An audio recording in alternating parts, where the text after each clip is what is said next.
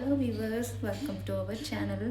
இன்றைக்கி நம்ம பீக்கங்காய் தோலை வச்சு எப்படி சட்னி ரெடி பண்ணுறதுன்னு பார்க்கலாம்.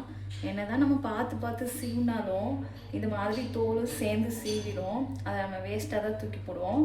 இதை வச்சு ஹெல்த்தியாக ஒரு சட்னி எப்படி அரைக்கிறதுன்னு பார்த்துடலாம் வாங்க. அதுக்கு முதல்ல 2 ஸ்பூன் வேர்க்கடலை போட்டு நல்லா வறுத்துக்கலாங்க. லேசாக அரைச்சா கிறிஸ்பியாக இருக்க மாதிரி இருக்கணும், அது போல் வறுத்துக்கலாம்.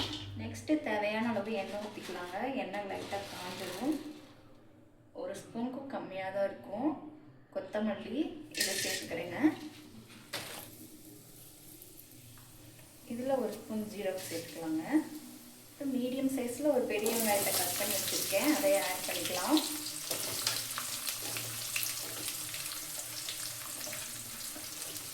வெங்காய கலர் சேஞ்ச் ஆகிற வரைக்கும் வதக்கிக்கலாம்.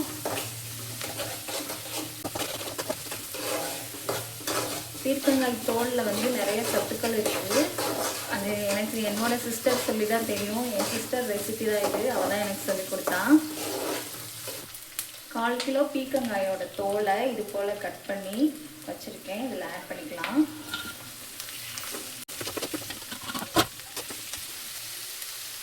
இது குயிக்காக ரெடியாகிறதுக்கு 1 ஸ்பூன் உப்பு ஆட் பண்ணிக்கலாங்க.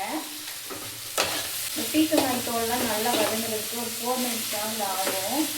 அது வரைக்கும் வதக்கிக்கலாம்.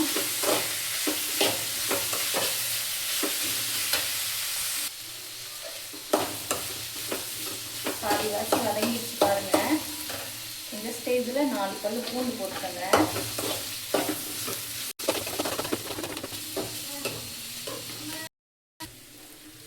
நம்ம போட்டதில் பாதி அளவு சுருங்கிடுச்சு பாருங்க வதங்கி.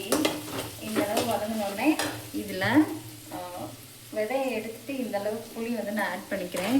புளிப்பு சுவை அதிகம் இருந்தால் என் குட்டீஸ் சாப்பிட மாட்டாங்க, அதனால் அளவாக தான் போடுறேன். உங்களுக்கு புளிப்பு எந்த அளவுக்கு பிடிக்குமோ அந்த அளவுக்கு ஆட் பண்ணிக்கோங்க. தேவையான அளவு வதங்கிடுச்சுங்க. 1/4 கிலோ தோலுக்கு 3 வரமிளகாய் போட்டு 2 ஸ்பூன் நிலக்கடலை போட்டால் சரியாக இருக்கும். இதை ஆற வச்சு அரைச்சி எடுத்துகிட்டு வந்து காட்டுறேன் பாருங்கள், எவ்வளோ சூப்பராக இருக்கும்னு.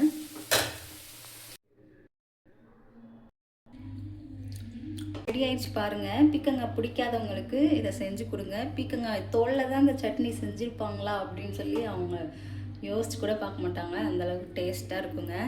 லட்டு லட்டு வாடா, எப்போ இருக்குன்னு வந்து டேஸ்ட் பாடுறா.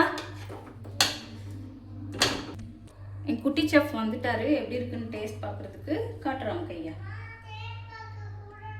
சாப்பிட்டு பாருடா, அப்படியா இருக்கு? எப்படி இருக்கு? இன்னும் வேணுமா?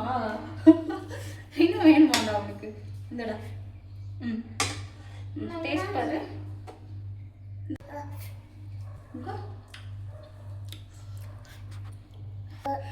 டேஸ்ட் பார்க்க சொன்னதுக்கு சும்மா டேஸ்ட் பார்க்க கேட்டுகிட்டே இருக்காரு. அந்தளவுக்கு சூப்பராக இருக்குன்னு நினைக்கிறேன். இதே அளவுகளோட நீங்களும் செஞ்சு பாருங்கள். நெக்ஸ்ட் வீடியோவில் பார்க்கலாம்.